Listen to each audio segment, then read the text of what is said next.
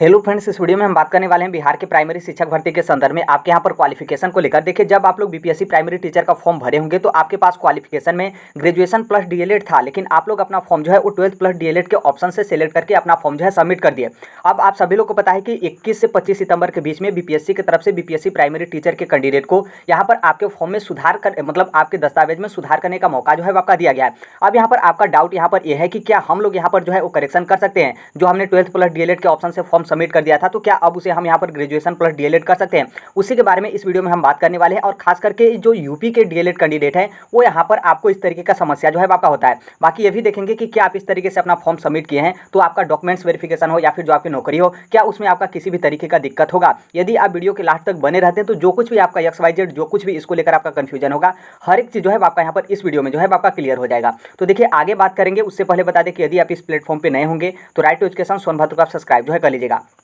सबसे पहले यहाँ पर आप देख लीजिए कि जो आपको यहाँ पर सुधार करने मतलब करेक्शन करने का मौका दिया गया है उसको देखिए। यहाँ पर जो आपको करेक्शन करने का मौका दिया गया आपके दस्तावेज मतलब डॉक्यूमेंट्स में यदि किसी भी तरीके का त्रुटिपूर्ण हो या फिर अपठनीय हो, तब ऐसी कंडीशन में आपको 21 से 25 सितंबर के बीच में आपको यहाँ पर सुधार करने का मौका जो है आपका दिया गया है। अब आप अपने डॉक्यूमेंट्स की ओर चलिए। जैसे आप यहाँ पर देखेंगे, आप अपना डैशबोर्ड मतलब आप अपना पोर्टल ओपन करेंगे तो यहाँ पर आपके डॉक्यूमेंट्स जो है यहाँ पर देखेंगे। यहाँ पर आपके डॉक्यूमेंट्स का नाम रहेगा, उसके जस्ट बगल में आपने यहाँ पर डॉक्यूमेंट्स PDF फॉर्मेट में किस तरीके से अपलोड किया है वो आपको यहाँ पर देखने को मिलेगा। आप यहाँ पर 10 डॉक्यूमेंट्स को लेकर बीपीएससी प्राइमरी टीचर के जो अभ्यर्थी हैं, आप लोग टेंशन में मत हो जाएगा। ये आपका माध्यमिक और उच्च माध्यमिक का है। बाकी आप प्राइमरी के होंगे तो आप जिस तरीके से अपना डॉक्यूमेंट सबमिट किए होंगे उसी तरीके से आपका यहाँ पर संख्या में आपके डॉक्यूमेंट जो है आपके होंगे।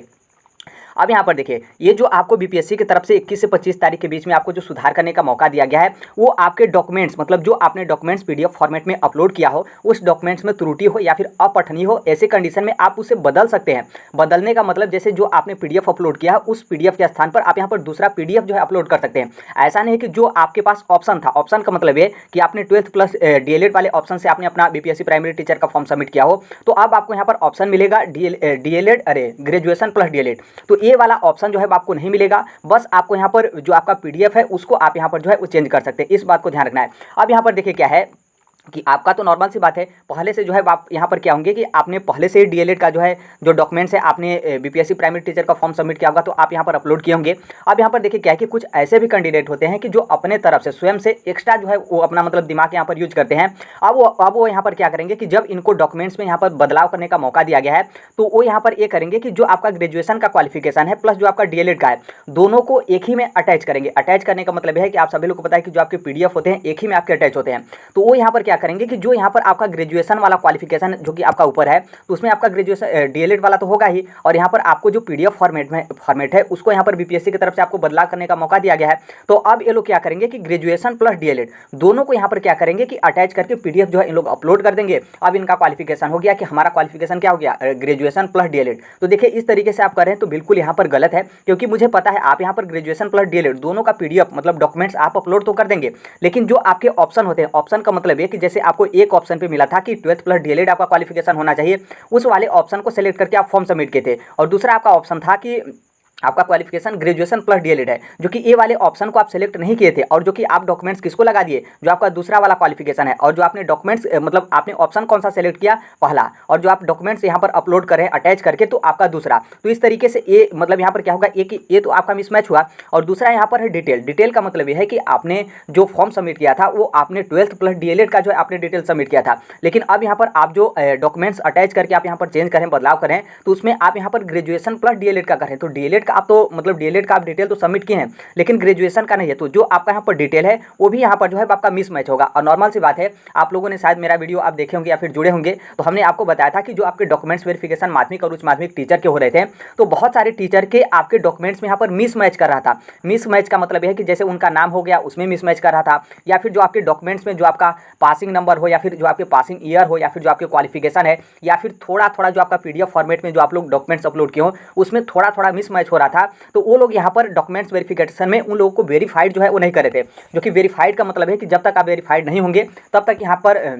आपका जो डॉक्यूमेंट्स वेरिफिकेशन है बहुत अच्छे तरीके से आपका क्लियर नहीं होगा। हालांकि बीपीएससी चेयरमैन जो अतुल प्रसाद जी हैं उनके तरफ से बहुत अच्छा मौका मतलब दिया गया कि जो लोग पार्शियली वेरीफाइड में थे, मतलब आंशिक रूप से सत्यापित वाले, उनको भी यहाँ पर उनका डॉक्यूमेंट्स सही कर दिया गया। लेकिन यदि मान लीजिए कोई और मतलब यहाँ पर कमीशन होता है, फिर कोई और डिपार्टमेंट होता और आप यहाँ पर वेरीफाइड नहीं हुए, तो इसका मतलब साफ है कि आपका पूरा मेहनत जो है वो यहाँ पर पानी में फिर जाता और आप सभी लोग मतलब हर एक कुछ अच्छा करने के बाद आप लोग यहाँ पर शिक्षक भर्ती से जो है बाहर हो जाते। तो इसलिए मैं यही कहूँगा कि ये जो अटैच वाले जो लोग यहाँ पर दिमाग लगाते हैं कि हम ग्रेजुएशन प्लस दोनों का क्वालिफिकेशन अटैच करके हम यहाँ पर अपना डॉक्यूमेंट्स अपलोड कर देंगे तो हमारा क्वालिफिकेशन 12th प्लस डीएलएड से ग्रेजुएशन प्लस जो है आपका डीएलएड हो जाएगा। तो इस बात को ध्यान रखना है, आपको कोई चेंज करने का ऑप्शन नहीं मिल रहा है। बस आपको यहाँ पर पीडीएफ जो आपका त्रुटिपूर्ण हो या फिर अपठनीय हो तो उसको आपको यहाँ पर बदलने का जो है आपका मौका मिला है।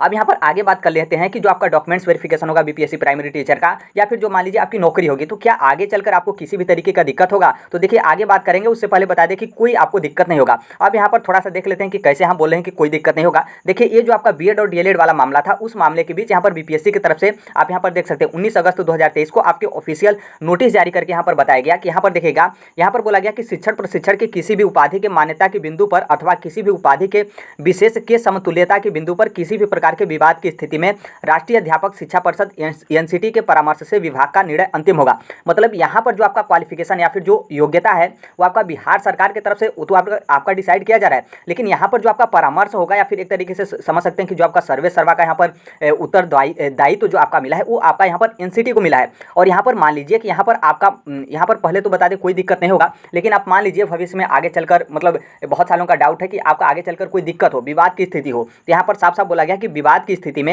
यहाँ पर जो आपका निर्णय होगा वो एनसीटी के परामर्श से मतलब एनसीटी के अकॉर्डिंग ही आपका जो विवाद है उसका यहाँ पर सोल्यूशन जो है आपका होगा। अब यहाँ पर देखिए एनसीटी एक तरीके से आपका जो क्वालिफिकेशन है वो यहाँ पर डिसाइड कर रही है, खास करके यहाँ पर हम बीपीएससी प्राइमरी टीचर को लेकर बात करें तो प्राइमरी टीचर के लिए अब यहाँ पर जो आपका एनसीटी का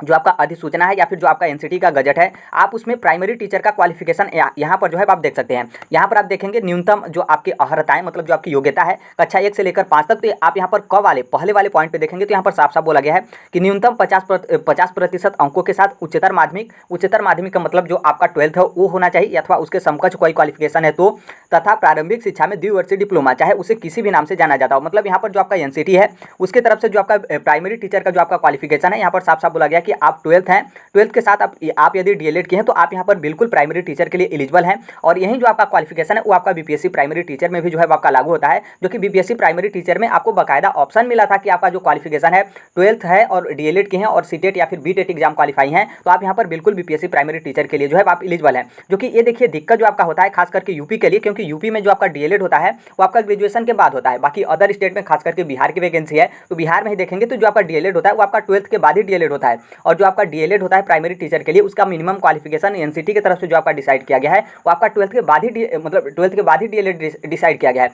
बस यहाँ पर उत्तर प्रदेश सरकार,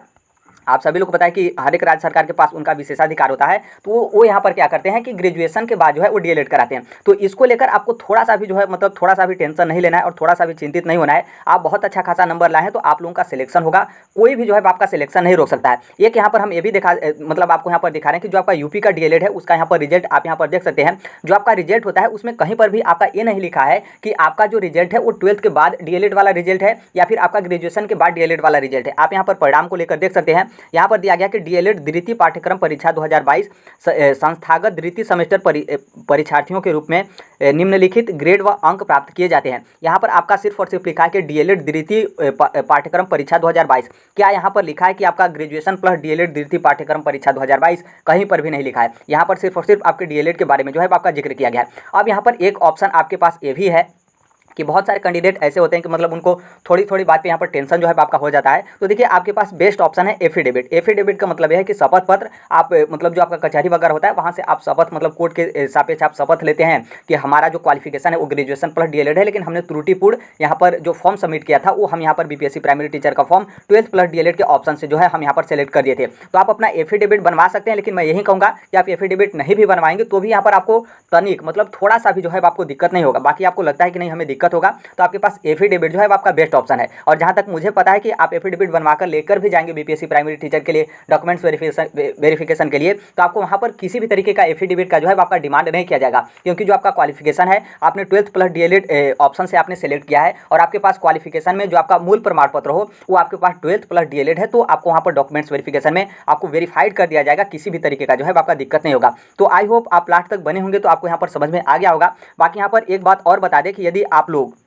यहाँ पर जो आपका 21 से 25 तारीख के बीच में आपको मौका मिला है, तो सबसे पहले मैं यही कहूँगा कि आपका जो डॉक्यूमेंट्स होगा उसे आप बहुत अच्छे तरीके से जांच कर लीजिएगा। यदि आपके डॉक्यूमेंट्स में किसी भी तरीके का त्रुटिपूर्ण का मतलब यह है कि जैसे जो आपने पीडीएफ फॉर्मेट में डॉक्यूमेंट्स अपलोड किया हो वो आपका सादा हो, या फिर जो आपका डॉक्यूमेंट्स हो उस डॉक्यूमेंट्स के स्थान पर किसी दूसरे का डॉक्यूमेंट्स अपलोड हो गया हो, या फिर जो आपका डॉक्यूमेंट्स हो कटा छटा हो, क्योंकि बहुत सारे बोले थे कि मेरा डिजिटल सिग्नेचर जो होता है वो यहाँ पर कट गया हो, या फिर जो आपका मोहर सिग्नेचर वगैरह आपका रहता है, कई सारे आपके रिजल्ट वगैरह रहते हैं वो आपका कट गया हो, या फिर यहाँ पर क्या है कि आपका रिजल्ट है उसका कुछ भी अंश मतलब कुछ भी लिखित अंश जहां पर आपके रिजल्ट पे कुछ लिखा वगैरह हो वो आपका कट गया हो। और इसके अलावा जैसे यहाँ पर क्या है कि जैसे आपने 12th के स्थान पर 10th के स्थान पर 12th का डॉक्यूमेंट्स अपलोड कर दिया हो, या फिर 12th के स्थान पर 10th का, डीएलएड के स्थान पर सीटेट का, फिर सीटेट के स्थान पर डीएलएड का, भले ही आपका ही डॉक्यूमेंट्स हो लेकिन इस तरीके से आप गलत डॉक्यूमेंट्स अपलोड किए हों तो ये आप त्रुटिपूर्ण के कैटेगरी में जो है वो आएंगे। और दूसरा था आपका अपठनी का मतलब यह है कि आपका जो डॉक्यूमेंट्स हो इतना धुंधला और इतना धूमिल है कि आपका ही डॉक्यूमेंट्स हो लेकिन वो आपका पढ़ा जो है वो नहीं जा रहा है। तब ऐसी कंडीशन में 21 तारीख से 25 तारीख के बीच में जो आपके गजेटेड ऑफिसर्स हैं उनसे आप अटेस्टेड करवा लीजिएगा। बहुत नॉर्मल मतलब एक प्रोसेस होता है अटेस्टेड वाला, कोई उतना बड़ा नहीं होता है। आप उनसे कराकर 21 से 25 तारीख के बीच में आप अपना डॉक्यूमेंट जो है अपलोड कर सकते हैं। बाकी जो आपके गजेटेड ऑफिसर्स हैं और जो आपके अटेस्टेड हैं इसको लेकर हम पीछे वीडियो बनाए हैं, तो वहाँ पर भी जाकर जो है वो देख सकते हैं। देखिए अभी के लिए यही अपडेट है। बाकी यदि आप इस प्लेटफॉर्म मतलब इस चैनल को आप सब्सक्राइब किए रहेंगे तो जो आपका यूट्यूब का कम्युनिटी होता है वहाँ से भी बहुत सारे आपके अपडेट मिल जाते हैं। बाकी जो आपका टेलीग्राम होता है वहाँ से भी आप जुड़ जाइएगा, और जो कोई भी पीडीएफ फॉर्मेट में वगैरह आपके अपडेट या फिर इन्फॉर्मेशन या फिर नोटिस वगैरह रहते हैं तो टेलीग्राम पे शेयर किए जाते हैं। कमेंट बॉक्स में टेलीग्राम का लिंक आपको देखने को मिलेगा। देखिए अब तो आपका बिहार का 7वें चरण का शिक्षक भर्ती तो हो गया, 8वें चरण का शिक्षक भर्ती जो कि अगले महीने में आपकी बताई जा रही है, तो देखिए बताई जा रही है, नोटिफिकेशन नहीं आ रहा है। उसके बाद भी हम यहाँ पर यही कहेंगे कि आप थोड़ा थोड़ा अपनी तैयारी जो आपका एनसीईआरटी होता है उससे जो है आप स्टार्ट किए रहेगा, क्योंकि हो सकता है कि वहीं कहीं नोटिफिकेशन आने के बाद अपना 5G की स्पीड बीपीएससी पकड़ ले तो फिर आप यहाँ पर बोलते रह जाएंगे और वो अपना एग्जाम जो है कंडक्ट करा लेंगे। तो इसलिए अभी से तैयारी करना स्टार्ट कर दीजिएगा। बाकी आप भी टीचिंग एग्जाम की तैयारी करते हैं या फिर किसी भी कॉम्पिटिटिव एग्जाम की आप तैयारी करते हैं तो इस platform right to education Sonbhadra को आप सब्सक्राइब जो है कर सकते हैं, सब्सक्राइब कर सकते हैं, बल्कि कर लीजिएगा, क्योंकि जो कोई भी आपके ऑथेंटिक इन्फॉर्मेशन या फिर जो कुछ भी आपका डाउट रहता है यहाँ पर पूरा कोशिश किया जाता है कि वो आपका डाउट जो है एक ऑथेंटिक सोर्स के साथ जो है आप यहाँ पर सॉल्व जो है वो किया जाए। तो देखिए 100 बात की एक बात, 100 बात नहीं, जो भी यहाँ पर बात है एक बात यहाँ पर यह है कि आप भले ही यहाँ पर क्वालिफिकेशन में